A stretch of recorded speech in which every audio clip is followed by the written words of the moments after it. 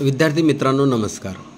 जिल्हा परिषद प्राथमिक शाळा दुधनवाडी केंद्र कन्याबारड तालुका मुदखेड जिल्हा नांदेड या शाळेतील विद्यार्थी आपणासमोर सादर करत आहेत इयत्ता चौथीची कविता पहिली धरतीची आम्ही लेकरं।